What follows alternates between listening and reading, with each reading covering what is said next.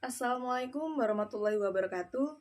Perkenalkan, kami dari kelompok 7 PGMI kelas D semester 2. Di sini kami akan mempresentasikan hasil diskusi kami yang berjudul Administrasi Peserta Didik Sekolah atau Madrasah Inklusi.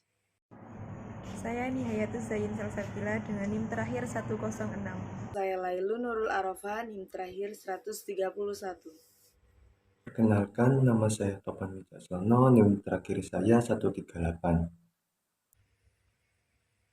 Yang pertama, pengertian administrasi peserta didik sekolah atau madrasah inklusi.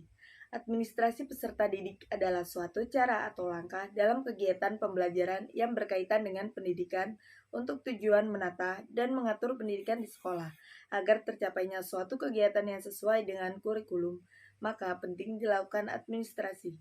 Sedangkan pengertian pendidikan inklusi adalah sekolah yang mengakomodasi semua anak tanpa memandang kondisi fisik, intelektual, sosial emosional, linguistik, atau kondisi lainnya. Maka, pengertian administrasi pendidikan inklusi yaitu suatu proses perencanaan atau planning, pengorganisasian atau organizing, penggerakan atau activating, dan pengawasan atau controlling dalam penyelenggaraan sistem pendidikan inklusi untuk mencapai tujuan yang telah ditetapkan. Yang kedua yaitu ruang lingkup administrasi peserta didik sekolah atau madrasah inklusi. Yang pertama ada ruang lingkup inklusi, yaitu urusan kegiatan belajar mengajar, urusan kesiswaan, urusan kurikulum, urusan ketenagaan, urusan sarana dan prasarana, urusan keuangan, dan urusan hubungan dengan masyarakat. Lalu yang kedua ada ruang lingkup administrasi peserta didik yang meliputi analisis kebutuhan peserta didik, rekrutmen peserta didik, seleksi peserta didik, orientasi, penempatan peserta didik atau pembagian kelas, pembinaan, dan pengembangan peserta didik. Dan administrasi peserta didik sekolah atau madrasah inklusi. Tujuan dilaksanakannya administrasi peserta didik yaitu sebagai cara untuk memaksimalkan pembelajaran yang sedang berlangsung dan membantu semua sektor pendidikan untuk mencapai tujuan dan mutu yang tinggi. Selain itu juga untuk mengatur kegiatan peserta didik dengan tujuan kegiatan tersebut bisa menunjang proses pembelajaran di sekolah, sehingga dapat memberikan kontribusi untuk mencapai tujuan pendidikan secara keseluruhan.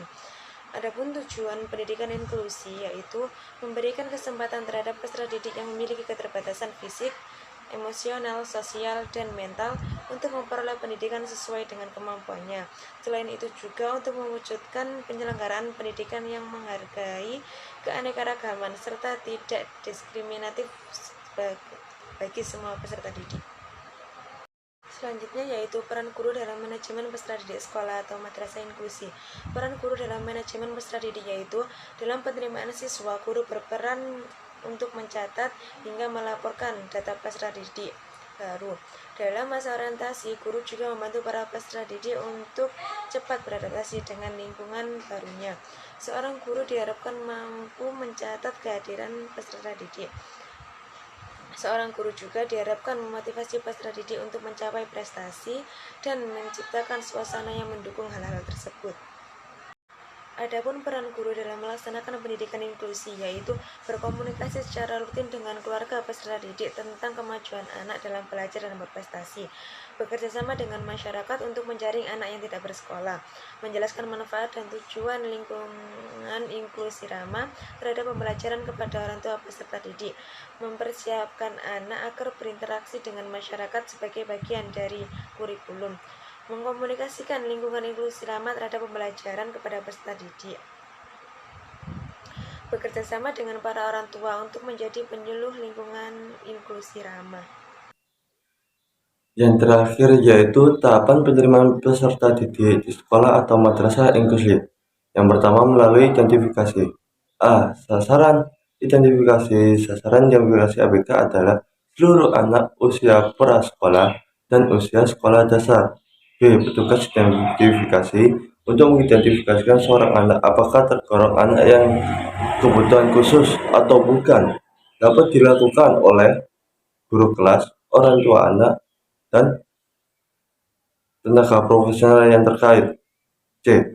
Alat identifikasi.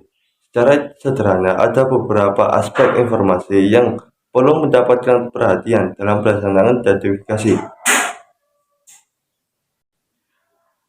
Yang kedua, melalui asesmen. Pada hakikatnya, guru mempunyai tugas untuk membantu individu agar dapat belajar secara baik dan memperoleh hasil yang optimal sesuai dengan kemampuannya.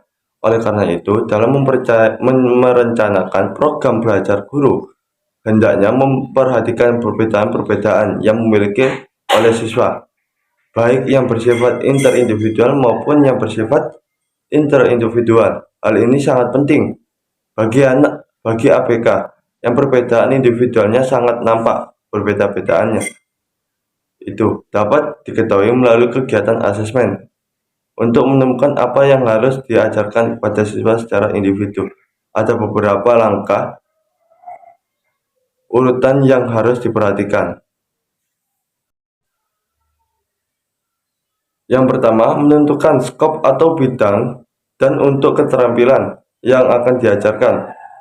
2. Memilih tingkah laku yang dinilai. Penilaian tingkah laku dimulai tempat yang paling global sampai pada tingkat yang paling spesifik. Ketiga, memilih kegiatan evaluasi. Keempat, pengadministrasian alat evaluasi. Kelima, pencatatan penampilan siswa. Keenam, penentuan tujuan pengajaran khusus jangka pendek dan jangka panjang. Sekian dari kelompok kami. Kurang lebihnya mohon dimaafkan apabila ada salah-salah kata ataupun salah penulisan. Terima kasih. Wassalamualaikum warahmatullahi wabarakatuh.